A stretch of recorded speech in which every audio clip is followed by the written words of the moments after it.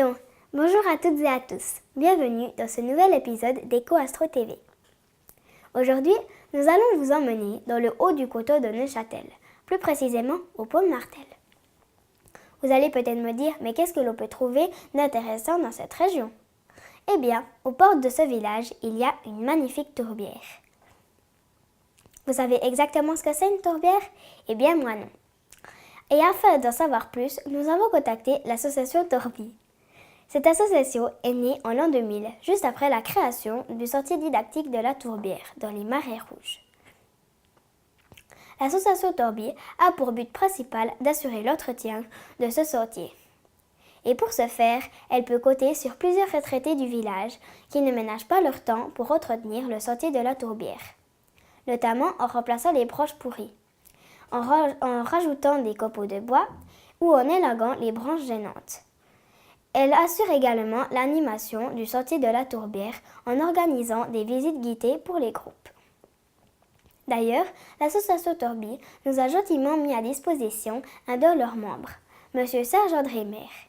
Il nous a guidés dans ces marais et nous donnant de précieuses informations, notamment sur la formation d'un tel endroit et à quoi elle a servi. Mais le mieux, c'est de regarder les images que nous avons tournées sur place. Bonne visite et n'hésitez pas à laisser des messages. À bientôt. Alors, bienvenue au pont de Martel, ce village que l'on a devant nous, ce village où je suis né il y a 40 ans et où je vis encore. Donc, les ponts de Martel, c'est une commune qui compte 1300 habitants. Il y a encore passablement d'agriculteurs. D'ailleurs, on entend les vaches à côté de nous. Les ponts de Martel, ça se trouve dans la vallée de la Sagne et des Ponts. Il y a un village plus à l'est qui s'appelle La Sagne. Il y en a un autre de l'autre côté de la vallée qui s'appelle Broplambeau. Et c'est une vallée très plate, comme vous voyez, qui ressemble un peu à la vallée de la Brévine. La vallée de la Brévine, elle est derrière la crête, là-bas. Et vous savez certainement qu'à la Brévine, il fait très froid. Et c'est parce qu'on a en fait la même configuration qu'ici dans la vallée des Ponts. C'est qu'on a une cuvette, une vallée en forme de cuvette, et puis les nuits où il y a très peu de vent et où il y a de l'air froid qui arrive, l'air froid vient se poser au fond de la vallée, et si on va poser le thermomètre vraiment tout au fond de la vallée, là où il y a la rivière qui passe, on descend facilement à moins 30, voire moins 40 degrés. Donc c'est ces deux vallées, la Brévine et les Ponts de Martel, qui se ressemblent beaucoup. Alors vous êtes venus ici, je crois, pour qu'on vous parle des tourbières. Ce qu'on peut encore dire, c'est que les Ponts de Martel, il semble que Martel, ça veut dire marais. Les linguistes ne sont pas sûrs, mais c'est l'hypothèse la plus plausible. Et le village dont je vous ai parlé tout à l'heure, la Sagne, veut aussi dire marais. Donc on voit vraiment que c'est ce qu'il y a de typique ici dans cette vallée, c'est les marais. Et je vous expliquerai un peu plus tard comment ça s'est formé, aussi un peu qu'est-ce que les habitants de ce village, de cette vallée, ont utilisé dans la tourbière pour se chauffer et pour d'autres usages. Voilà, donc ici on se trouve au départ du sentier de la Tourbière. En fait, on va faire une petite promenade dans le marais. On a en fait deux boucles, une ici et une là. Et vous verrez, c'est un sentier qui est très agréable. On peut le faire, tout le monde peut le faire, c'est plat, c'est bien emménagé. Et il y a une première boucle qui est plutôt dans les bouleaux, qui explique un petit peu la formation de la tourbière, l'utilisation de la tourbe pour le chauffage. Ensuite, on traverse un chemin et on arrive dans une deuxième boucle où on a un joli étang et une place de pique-nique. Et on a une boucle qui est plutôt sur des pontons, il y a des planches en bois, vous verrez, où là on explique plutôt l'utilisation qui a été faite de la tourbe pour l'horticulture, pour les jardins. Donc je vous propose qu'on fasse deux haltes. Une halte ici au pied du mur de tourbe et plus tard, avec vue sur le creux du Vent, dans ce coin ici.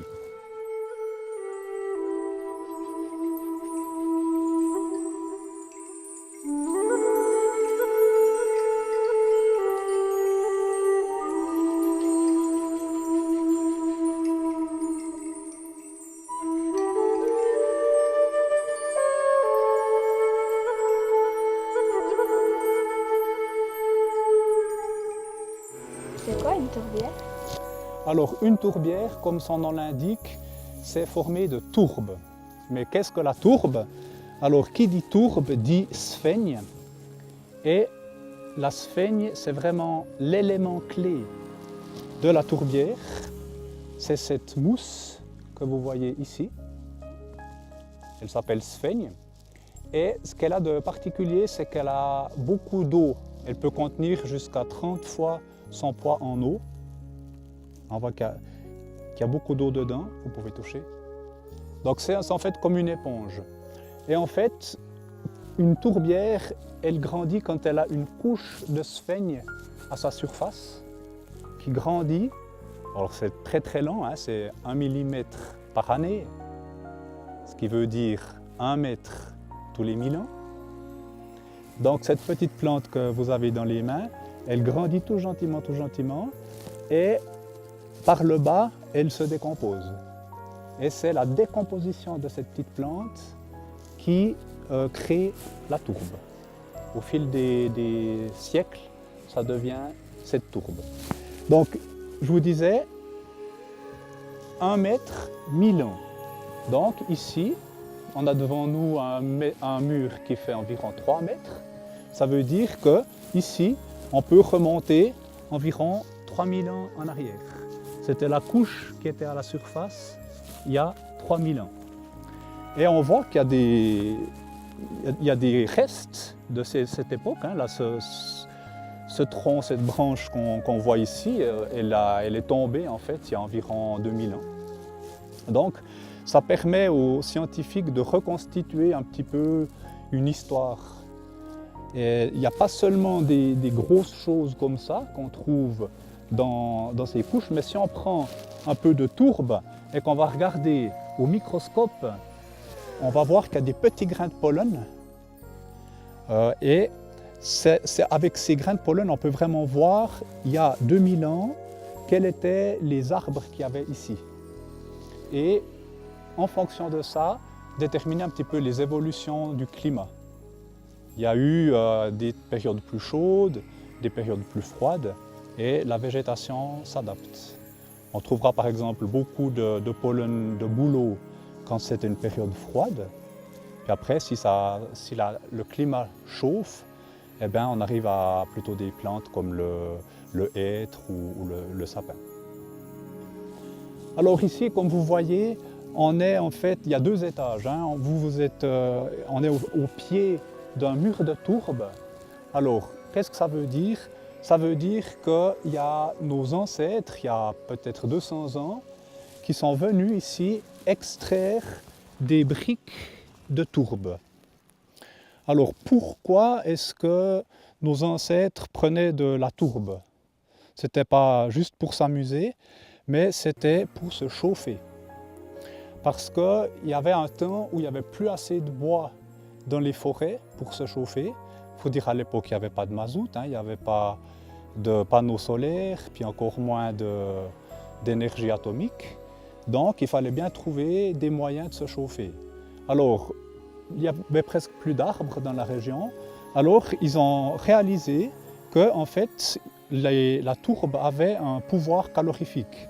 C'est-à-dire que si on la fait sécher, et après on peut la brûler et puis ça chauffe. Pas autant bien que le bois, mais c'est mieux que rien. Alors dans le temps, les gens qui étaient presque tous des paysans hein, à l'époque, ils venaient par 2 en général, et il y avait une personne qui coupait avec une sorte de pelle des briques de tourbe. On voit encore ici les traces, et qui extrayait la brique et puis elle la lançait aux collègues qui étaient en dessus. Alors vous vous rendez bien compte que c'est trop mouillé pour brûler. Hein. Donc il fallait, une fois qu'on avait sorti les briques, les sécher. Alors ce qu'on faisait, c'est qu'on les mettait dans un premier temps par 2, comme ça, pendant quelques semaines, pour qu'elles sèchent déjà un petit peu. Et puis après, on faisait comme des tas, des meules, qu'on appelle des mailles de tourbe, qu'on laissait sécher jusqu'à la fin de l'automne. Et une fois que c'était à peu près sec, on amenait tout ça dans les granges pour laisser sécher encore un hiver. Et l'année suivante, on pouvait mettre ça dans le fourneau pour se chauffer. Autrement, ce que je peux vous montrer ici d'intéressant, c'est que dans le marais, ici, on a une flore et une faune particulières. Et ici, je vois un petit fruit qui est typique du marais, c'est une hérelle des bois. Une petite baie rouge qui est assez, vous pouvez goûter si vous voulez, c'est un peu amer. Certaines personnes font de la confiture avec ça. Il y a une autre sorte d'hérelle qu'on trouve dans le marais qui s'appelle l'hérelle des marais, qui est bleu foncé. Elle se mange, elle n'est pas très bonne, mais elle se mange. Ce qui est meilleur et qui ressemble beaucoup à l'hérelle des marais, c'est ce qu'on appelle la myrtille. Donc ça vous connaissez certainement, il n'y en a pas seulement dans les marais. Et ça c'est plus sucré, ça a plus de goût. D'ailleurs ici, les gens à l'époque, ils venaient carrément avec des peignes pour les ramasser, comme ça ils en prenaient plus à la fois. Et maintenant c'est interdit, parce qu'il faut qu'il en reste pour tout le monde. Et il y a une quatrième baie comme ça qui est assez courante dans le marais qui s'appelle la canneberge justement. Et là, elle est aussi comestible. Je connais quelqu'un qui fait des gâteaux aux canneberges. Donc ça, c'est quelques plantes typiques du marais, toutes d'une famille qui s'appelle les éricacées, où il y a aussi la fausse bruyère et d'autres espèces. Donc au niveau flore, c'est vraiment typique de la tourbière et c'est des plantes qu'on trouve plutôt dans les pays du Nord. Ce qui a fait dire à un botaniste qui était venu il y a environ 150 ans, au fond de la vallée, il y a une maison où il y avait des philosophes qui se réunissaient l'été, des scientifiques, des naturalistes, des botanistes. Ils se retrouvaient dans une maison là en été. Et puis un de ces botanistes français, Martins, il avait découvert ces marais ici et puis il a dit mais je me croirais dans les pays du Nord parce qu'il venait d'aller en Laponie. Puis il a dit mais c'est vraiment les mêmes plantes, le même paysage qu'en Laponie. Alors la tourbière, c'est un milieu très acide. Ces sphènes, elles sécrètent pas mal d'acidité et du coup, il n'y a pas beaucoup de plantes qui peuvent grandir parce qu'il leur manque des éléments minéraux, de l'azote notamment. Et c'est pourquoi il y a quelques plantes carnivores, comme celle-ci ici.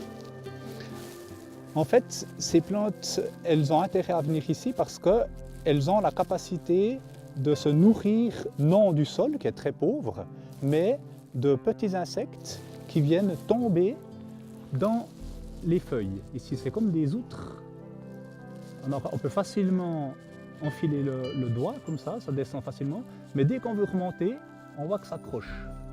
Donc c'est un piège.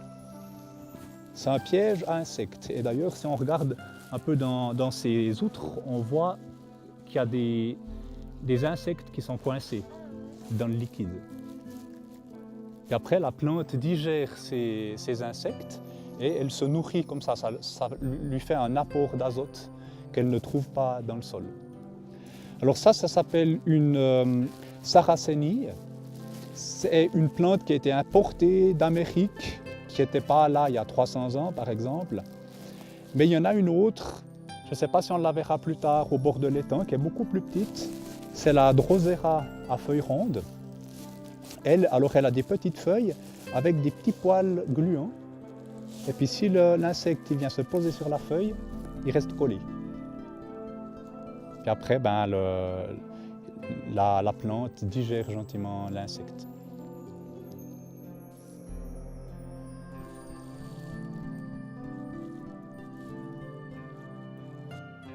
Donc ici, vous voyez un élément qui n'est pas très naturel, plutôt artistique. C'est en fait un vitrail. Tous les 2 ans, il y a un artiste des Ponts de Martel, M. Daniel Richard. Il fait une exposition. Il n'y a pas seulement des vitraux, il y a aussi des instruments de musique, plein de choses qui lui passent par la tête. Et il vient faire cette exposition dans le marais.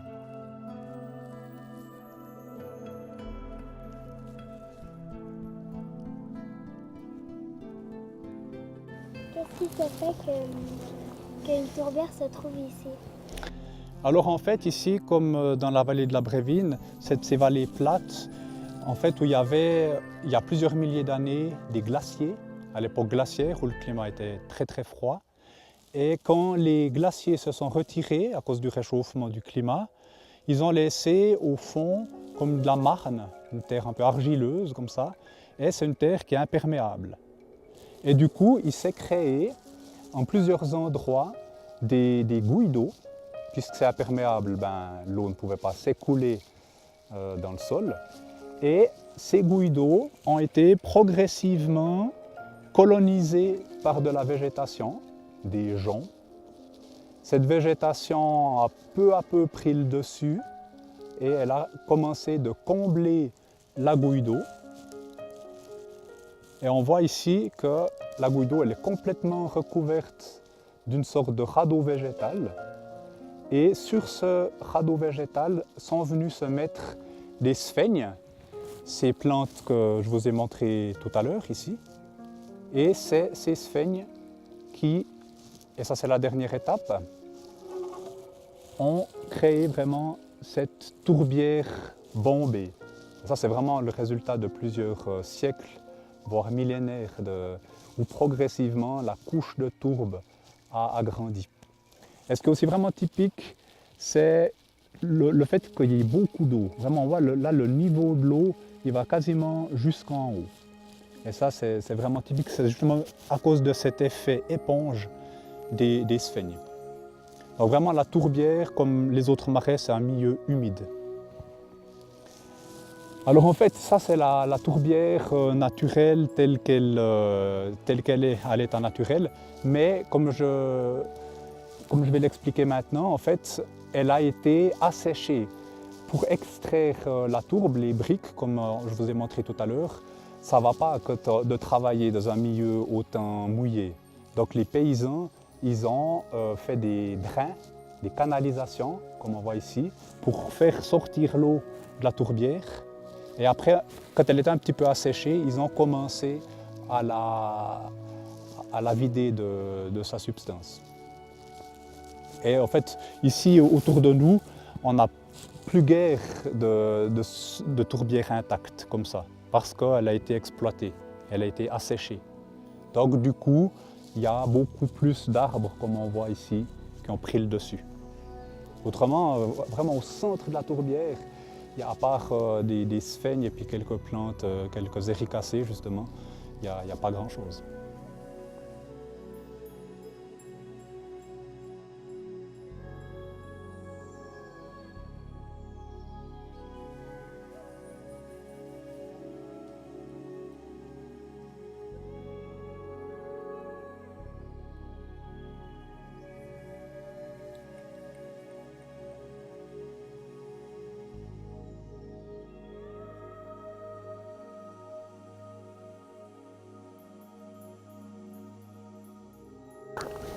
Cette tourbière a combien d'années? Alors, on estime qu'elle a environ 8 à 10 000 ans à peu près, parce qu'à l'origine, on a pu mesurer le mur de tourbe qui faisait environ 8 à 10 mètres. Et sachant qu'il faut 1000 ans pour faire 1 mètre, 8 fois 1000 égale 8000. Donc c'est à peu près ça, disons, l'âge. Et ça coïncide avec la période du retrait des glaciers. Je ne voulais pas passer ici sans vous montrer le creux du vent. Vous voyez là-bas qu'il y a une montagne qui est chère aux gens des Ponts de Martel. On aime beaucoup l'admirer. Là, comme ça, au soleil couchant, on voit à gauche le soleil qui arrive sur la carafe, comme on l'appelle. Ça ressemble à une carafe d'eau. Et puis donc là, vous avez le creux du vent. Puis sur la droite, on voit le Val de Travers qui commence.